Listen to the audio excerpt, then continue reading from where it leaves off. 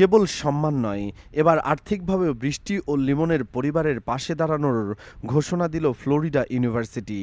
এর আগে university of south ফ্লোরিডার বসন্তকালীন সমাবর্তনে ৩৯৩ জন ডক্টরাল ডিগ্রিধারীর নাম ঘোষণা করা হচ্ছিল। কিন্তু যখন জামিল আহমেদ লিমন এবং নাহিদা সুলতানা বৃষ্টির নাম এলো, পুরো হলরুমে নেমে এলো পিনপতন নীরবতা। মঞ্চের সামনে রাখা ছিল দুটি খালি চেয়ার। লিমনের ভূগোলে আর বৃষ্টির কেমিক্যাল ইঞ্জিনিয়ারিংয়ের গাউন টুপি সাজিয়ে রাখা সেই চেয়ারগুলো যেন চিৎকার করে বলছিল তারা এখানে নেই, কিন্তু তাদের স্বপ্ন আজ পূর্ণতা পেল। বিশ্ববিদ্যালয় কর্তৃপক্ষ তাদের মরণোত্তর পিএইচডি ডিগ্রি প্রদান করে।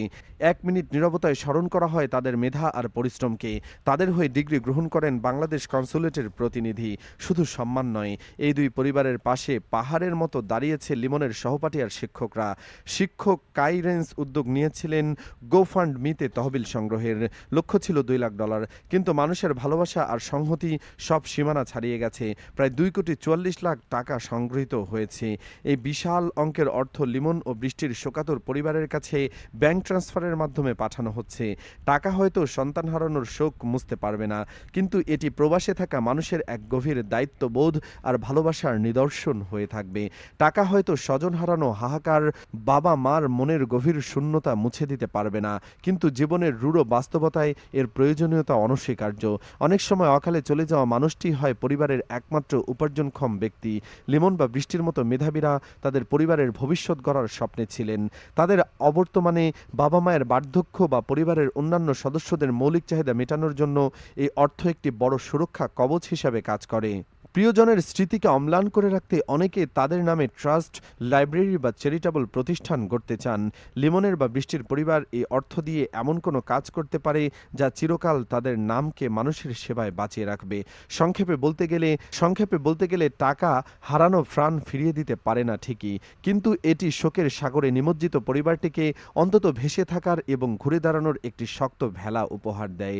তবে তাদের স্বপ্ন কেবল টাকা কামানো নয়, ছিল আকাশ ছোঁয়া।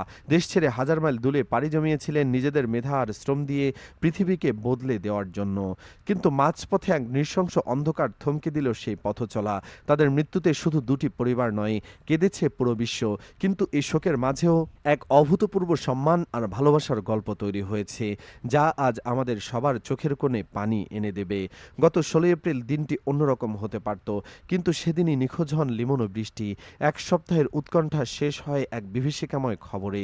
ফ্লোরিডার হাওয়ার্ড ফ্র্যাঙ্কল্যান্ড সেতুর কাছ থেকে উদ্ধার করা হয় লিমনের দেহাংশ, আর ম্যানগ্রোভ বনে পাওয়া যায় বৃষ্টির নিথর দেহ। ২৬ বছর বয়সী এক ঘাতকের নির্মমতা কেড়ে নেয় দুটি উজ্জ্বল নক্ষত্রকে।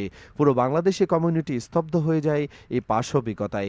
বিচার শুরু হয়েছে, কিন্তু যে নৃশংসতা তৈরি হয়েছে তা কি কখনো পূরণ হবে? লিমন ও বৃষ্টির গবেষণা হয়তো থেমে গেছে, তাদের কণ্ঠস্বর চিরতরে স্তব্ধ হয়ে গেছে, কিন্তু ফ্লোরিডার ক্যাম্পাসে সেই দুটি খালি চেয়ার আমাদের শিখিয়ে দিয়ে গেল মেধার কোনো মৃত্যু নেই, ভালোবাসার কোনো দেশ নেই। ঘাতক হিশাম গার্বিয়েকে গ্রেপ্তার করা হয়েছে। সারা বিশ্বের বাঙালিরা এখন একটাই দাবি, দৃষ্টান্তমূলক বিচার। আমি ফাঁসি চাই ঘাতকের। আপনারা কি চান জানাতে পারেন কমেন্টে। ধন্যবাদ।